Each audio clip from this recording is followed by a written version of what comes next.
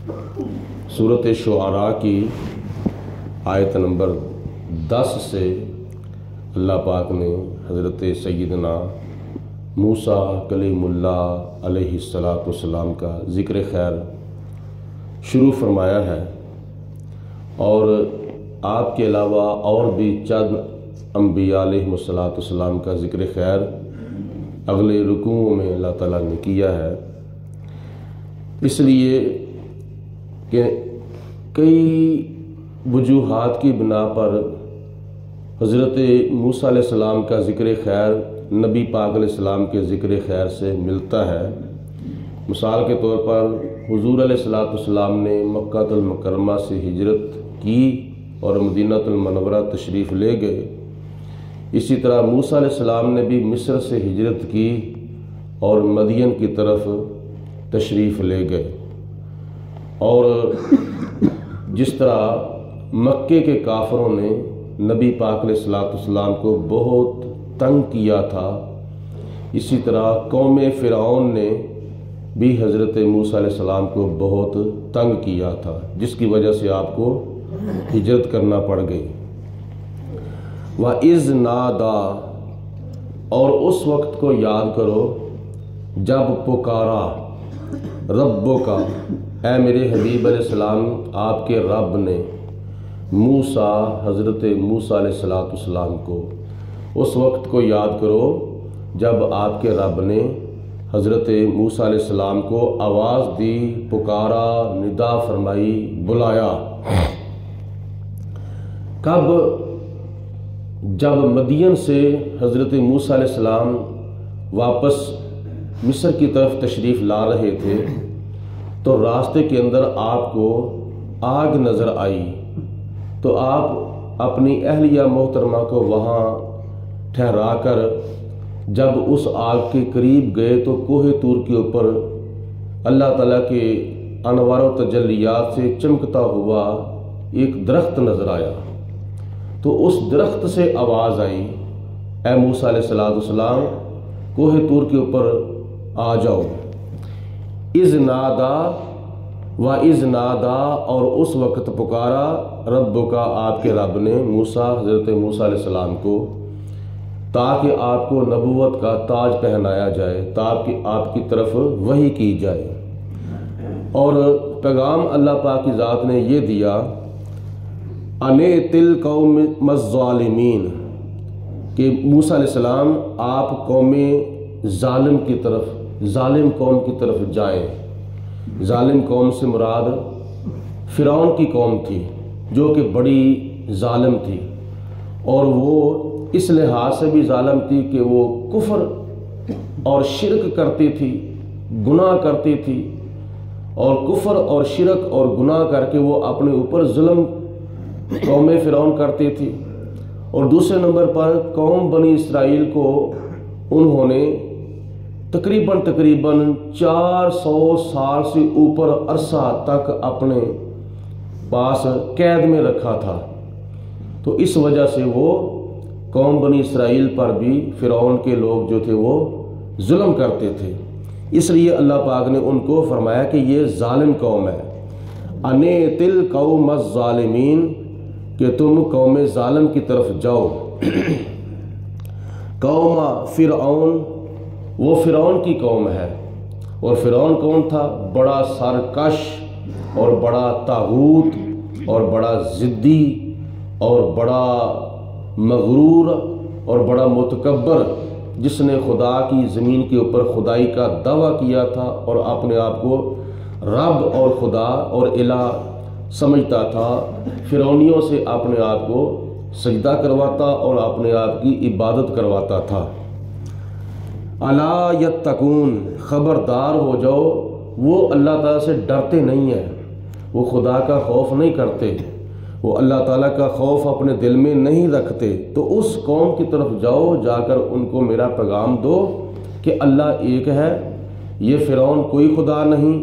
तुम्हारे बुत कोई खुदा नहीं है। काला, मूसा अलैहिस्सलाम ने अर्ज़ की, रब्बी, ऐ मेरे रब, इन्नी अखाफु, मुझे इस बात का खदशा है, अन युकज़्ज़िबून, कि वो मुझे जुटला देंगे, مجھے جھوٹا سمجھیں گے، میری بات کو وہ نظر انداز کر دیں گے، میری تکذیب کر دیں گے، مجھے اس بات کا خدشہ ہے۔ وَيَضِيقُ صَدْرِي، اور ان کی باتیں سن کر جب وہ میری نبوت کا اور آپ کی توحید کا انکار کر دیں گے، مجھے بھی جھٹلا دیں گے، آپ کو بھی جھٹلا دیں گے، تو یا اللہ اس وقت وَيَضِيقُ صَدْرِي، میرا سینہ جو ہے وہ تنگ ہو جائے گا، بیزار ہو جائے گا۔ وَلَا يَنْطَلِقُ لِسَانِي، اور میری زبان بھی نہیں چل رہی، کیونکہ بچپن کے اندر میں نے آگ کا انگارہ اپنے منہ کے اندر ڈال لیا تھا، جس کی وجہ سے میری زبان کے اندر لکنت پیدا ہو چکی تھی۔ تو اب فرعون کو اور فرعونیوں کو تبلیغ کرتے ہوئے میری زبان بھی نہیں چلے گی، تو یہ پرابلم مجھے پیش آئے گی۔ فَأَرْسِلْ، تو بھیج دے، اِلَىٰ ہارون، ہارون کی طرف، یعنی یا اللہ تو حضرت ہارون علیہ السلام کی طرف بھی وحی بھیج دے، ان کو بھی نبوت کا تاج پہنا دے، ان کو میرا وزیر بنا دے، وہ میرا بھائی ہے اور میرا ماں جایا بھائی ہے، تو یا اللہ میں اکیلا نہیں جانا چاہتا، میرے ساتھ میرے بھائی حضرت ہارون علیہ السلام کو بھی نبی بنا کر بھیج دے۔ تو اللہ تعالیٰ نے حضرت موسیٰ علیہ السلام کی اس دعا کو قبول فرمایا، اور پھر حضرت موسیٰ علیہ السلام نے اللہ کی بارگاہ میں عرض کی وَلَهُمْ عَلَيَّ ذَنْبٌ، اور فرعون کی قوم کا مجھ پر ایک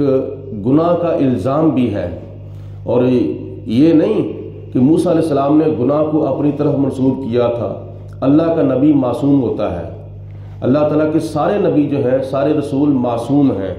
اور معصوم وہ ہوتے ہیں کہ جو گناہوں سے پاک ہوتے ہیں۔ آدم علیہ السلام،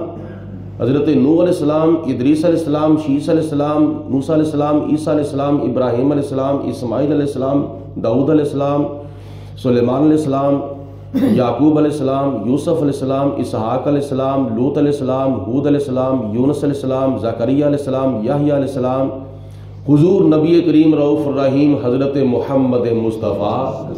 صلی اللہ علیہ وسلم تک تمام انبیاء، تمام رسول جو ہیں وہ معصوم ہیں، اور ان کی طرف گناہ کو منسوب نہیں کیا جا سکتا۔ تو یہاں کوئی یہ نہ سمجھ لے کہ موسیٰ علیہ السلام نے گناہ کا اعتراف کیا تھا، نہیں، بلکہ اللہ پاک فرماتا ہے وَلَهُمْ عَلَيَّ ذَنْبٌ، ان کا ایک گناہ مجھ پر ہے، ان کا، یہ نہیں فرمایا کہ میں نے گناہ کیا ہے، بلکہ موسیٰ علیہ السلام عرض کرتے ہیں یا اللہ قوم فرعون کہ ایک گناہ کا مجھ پر الزام ہے، اور وہ کیا تھا؟ حضرت موسیٰ علیہ السلام ہجرت کرنے سے پہلے آپ نے دیکھا کہ ایک بنی اسرائیلی اور ایک قبطی، بنی اسرائیلی جو تھے وہ تو حضرت موسیٰ علیہ السلام کے امتی تھے، کلمہ پڑھنے والے تھے، اور قوم قبط سے ایک قبطی جو تھا وہ امیر تھا، یہ دونوں آپس میں لڑ رہے تھے، اور وہ قوم فرعون تھا، یعنی قبطی جو تھا وہ قوم فرعون کے اندر شامل تھا۔ بنی اسرائیلی اور قبطی آپس میں دونوں لڑ رہے تھے، بنی اسرائیلی غریب تھا اور قبطی جو تھا وہ بڑا امیر تھا، دونوں آپس میں لڑ رہے، تو آپ نے دونوں کو سمجھایا، بنی اسرائیلی تو باز آ گیا، لیکن جو قبطی تھا وہ اپنی ضد کے اوپر اڑ رہا۔ تو ایک غریب کی حمایت میں ایک امیر کو جناب موسیٰ علیہ السلام نے ایک مکہ مارا، حالانکہ آپ کا ارادہ صرف اور صرف کیا تھا؟ تعدیباً آپ نے ان کو سزا دی تھی، اس قبطی کو تعدیباً، یعنی سزا کے طور پر آپ نے ایک مکہ مارا کہ تو نے اس کے اوپر جبر اور ظلم و ستم کیوں کیا ہے، حالانکہ وہ بے قصور ہے۔ تو آپ کا ارادہ نہیں تھا اس کو قتل کرنے کا، لیکن موسیٰ علیہ السلام کا ایک مکہ جب اس کو پڑا تو وہ ساتھ ہی قتل ہو گیا، فوت ہو گیا، اس کی ڈیتھ ہو گئی۔ تو اس وجہ سے قوم فرعون جو تھی وہ حضرت موسیٰ علیہ السلام کے پیچھے لگ گئی کہ ان سے انتقام لیا جائے، تو یہ ان کا الزام تھا حضرت موسیٰ علیہ السلام پر، جس کا اللہ تعالیٰ کی بارگاہ میں جناب موسیٰ علیہ السلام نے عرض کی یا پروردگار عالم، میں اگر واپس جاؤں گا فرعون اور فرعونیوں کے پاس تو ان کا تو وَلَهُمْ عَلَيَّ ذَنْبٌ، ان کا تو مجھ پر ایک گناہ کا الزام ہے، فَأَخَافُ أَن يَقْتُلُونَ، مجھے اس بات کا بھی خدشہ ہے کہ میں جب ان کو تیری توحید کی دعوت دوں گا تو وہ مجھے قتل کر دیں گے، اس لیے میرے ساتھ حضرت ہارون علیہ السلام کو بھی نبوت کا تاج پہنا کر بھیج دے۔ قال، اللہ تعالیٰ نے فرمایا، کلا، آپ کو پریشان ہونے کی ضرورت نہیں ہے، ایسا نہیں ہوگا جیسا آپ سمجھ رہے ہیں نا کہ وہ مجھے قتل کر دیں گے، ایسا نہیں ہے، کیونکہ میں ان کو آپ کے اوپر مسلط نہیں ہونے دوں گا، بلکہ آپ کی وہ بات سنیں گے، ماننا یا نہ ماننا یہ ان کی اپنی مرضی ہے، لیکن آپ کو وہ قتل نہیں کریں گے، آپ کے اوپر وہ مسلط نہیں ہوں گے۔ فَاذْهَبَا بِآيَاتِنَا، تو میں تمہیں معجزات عطا فرماتا ہوں، یہ معجزات لے کر جو کہ میری توحید اور آپ کی نبوت اور رسالت کی حقانیت کی دلیلیں ہیں، یہ لے جاؤ۔ فَاذْهَبَا، تو تم دونوں جاؤ، تم بھی جاؤ اور حضرت ہارون علیہ السلام جو کہ اس وقت مصر میں ہے ان کو بھی ساتھ لے جاؤ، تو جا کر بِآیاتنا، ہمارے دیے ہوئے معجزات ان کو دکھانا کہ میں کیا ہوں، اِنَّا مَعَكُمْ، میں تمہارے ساتھ ہوں۔ اللہ تعالیٰ فرماتا ہے کہ تمہیں پریشان ہونے کی ضرورت نہیں، اِنَّا مَعَكُمْ، بے شک ہم تمہارے ساتھ ہیں، مستمعون، تو ہم تمہاری باتیں بھی سن رہے ہیں، ان کی باتیں بھی سن رہے ہیں، یعنی جو آپ جا کے کہیں گے ان کو دعوت توحید دیں گے، میں وہ بھی سننے والا ہوں، اور جو وہ آگے سے بکواس کریں گے تو میں ان کی باتیں بھی سننے والا ہوں، تو آپ کے پریشان ہونے کی ضرورت نہیں، اِنَّا مَعَكُمْ، ہم تمہارے ساتھ ہیں، یعنی مدد اور نصرت کے ساتھ میں تمہاری مدد کروں گا۔ فَأْتِيَا فرعون، تو تم دونوں جاؤ، تم بھی جاؤ اور حضرت ہارون علیہ السلام کو بھی ساتھ لے جاؤ۔ فَقُولَا، جا کر ان کو کہو، تم دونوں جا کر ان کو کہو، اِنَّا رَسُولُ رَبِّ الْعَالَمِينَ، بے شک ہم اللہ رب العالمین کی طرف سے آپ کے پاس، تم لوگوں کے پاس رسول بن کر آئے ہیں،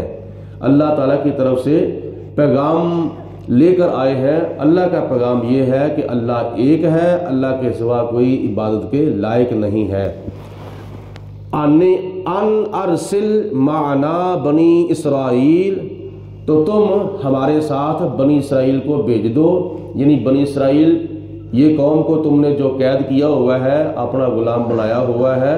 ان کو چھوڑ دو، ان کو رہا کر دو۔ حضرت موسیٰ علیہ السلام اور حضرت ہارون علیہ السلام اللہ تعالیٰ کی طرف سے پیغام لے کر فرعون اور فرعونیوں کے پاس جب پہنچے تو آپ نے جا کر ان کو اللہ تعالیٰ کی توحید کی دعوت دی۔ اس سے اگلا واقعہ جو ہے وہ انشاءاللہ تعالیٰ کل کے درس قرآن میں ہوگا۔ وآخر دعوانا ان الحمدللہ رب العالمین، والصلاۃ والسلام علیک یا سیدی یا رسول اللہ، وعلی آلک وصحبک یا سیدی یا حبیب اللہ، الصلاۃ والسلام علیک یا رحمۃ للعالمین، وعلى آلك وصحبك يا خاتم النبيين، اللهم صل على سيدنا ومولانا محمد معدن الجود والكرم وآله وصحبه۔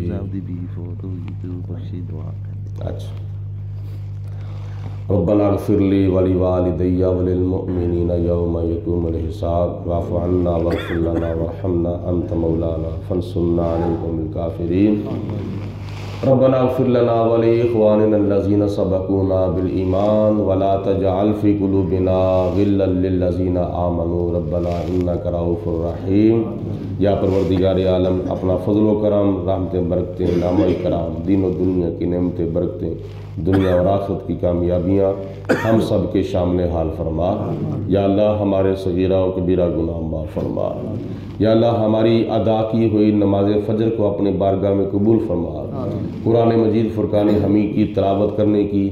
توفیق عطا فرما۔ یا رب العالمین ہمیں دین کے اور قرآن کے زیادہ سے زیادہ قریب ہونے کی توفیق عطا فرما۔ شیطان کے شر سے بچا، نفس کے دھوکے سے بچا، موت کی سختی سے بچا، قبر کے عذاب سے بچا، حشر کی شرمندگی سے بچا، دنیا اور آخرت کی ذلت اور رسوائی سے محفوظ فرما۔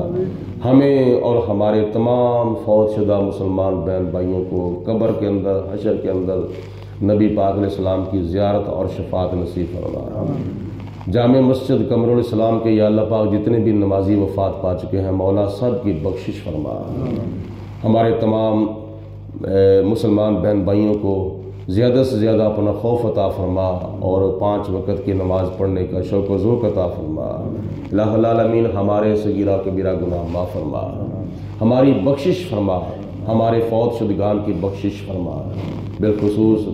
اس مسجد کے نمازی جناب محمد اسلم صاحب، ان کی کل اہلیہ محترمہ وفات پا چکی ہیں، یا پروردگار عالم اپنے محبوب علیہ السلام کے وسیلہ جلیلہ سے ان کی بخشش فرما، ان کے درجات بلند فرما۔ یا اللہ پاک ان کے لیے قبر کی منزلیں اور آخرت کا سفر آسان فرما، ان کو قبر کے امتحان کے اندر زیادہ سے زیادہ کامیابیاں عطا فرما۔ یا اللہ پاک مرحومہ کو قبر کے اندر حضور علیہ السلام کی شفاعت سے سرفراز فرما۔ الہ العالمین ان کی قبر کو جنت کے باغوں میں سے باغ بنا۔ ربنا تقبل منا انك انت السميع العليم وتب علينا انك انت التواب الرحيم وصلى الله على حبيبه محمد وعلى اله وصحبه اجمعين۔